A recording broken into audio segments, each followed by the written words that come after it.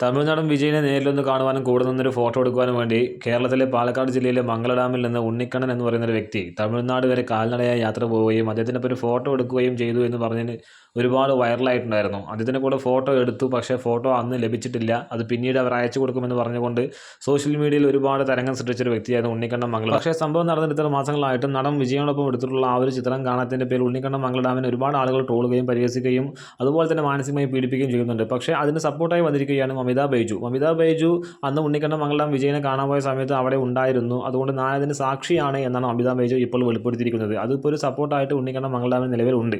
കാരണം അന്ന് ഉണ്ണിക്കണ്ണൻ മംഗളം കാണാൻ പോയ സമയത്ത് വിജയ് ഒരു ഷൂട്ടിലായിരുന്നു. ആ ഒരു ഷൂട്ടിൽ മമിത ബൈജു അഭിനയിക്കുന്നുണ്ട് എന്നാണ് അറിയാൻ കഴിഞ്ഞത്.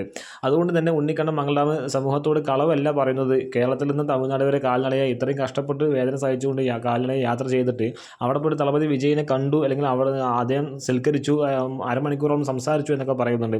ആ ഒരു കാര്യം വസ്തുത തന്നെയാണ്, സത്യം തന്നെയാണ്. ആരും നിഷേധിക്കരുത്, അദ്ദേഹത്തെ ട്രോളരുത്, പരിഹസിക്കരുത്. അദ്ദേഹത്തെ കഷ്ടപ്പെട്ടുകൊണ്ട് അദ്ദേഹത്തിൻ്റെ ആഗ്രഹം സഫലീകരിച്ചു, ലക്ഷ്യം എത്തി. അതുപോലെ തന്നെ ആ ലക്ഷ്യം നിറവേറ്റിക്കൊണ്ട് യാത്ര തിരിച്ചു വന്നു എന്നുള്ളതിൻ്റെ പേരിൽ അദ്ദേഹത്തെ ഇനി ആരും കളിയാക്കരുത് എന്നുള്ള ഒരുപാട് സപ്പോർട്ടീവായിട്ടുള്ള മെസ്സേജുകൾ ഇപ്പോഴും വരുന്നുണ്ട്. മമിത ബൈജു സപ്പോർട്ട് നിന്നപ്പോൾ കൂടുതൽ ആളുകൾ ആ ഒരു പരിഹാസങ്ങളൊക്കെ മാറ്റിക്കൊണ്ട് ഇപ്പോൾ ഉണ്ണിക്കണ്ണന് വീണ്ടും സപ്പോർട്ടായി നിന്നുകൊണ്ടിരിക്കുന്നുണ്ട്. കാര്യം എന്തൊക്കെ തന്നെയായാലും വിജയുടെ ഭാഗത്ത് നിന്ന് ആ ഒരു ചിത്രം എന്നാണ് ഇനി പബ്ലിക് ആകാൻ പോകുന്നത്, അന്ന് ഇനി ഉണ്ണിക്കണ്ണൻ മംഗളം വേറെ ലെവലിലായിരിക്കും. ഇപ്പോൾ പരിഹസിക്കുന്നവരും കളിയാക്കുന്നവരെല്ലാം അന്ന് ഉണ്ണിക്കണ്ണൻ മംഗളാമിനെ എടുത്ത് വാഴ്ത്തപ്പെടുകയും അല്ലെങ്കിൽ ഉണ്ണിക്കണ്ണൻ മംഗളാമിൻ്റെ ആ ഒരു എഫേർട്ടിനെ കുറിച്ച് കൈയടിക്കുകയും ചെയ്യുന്ന ആളുകൾ വിദൂരമല്ല.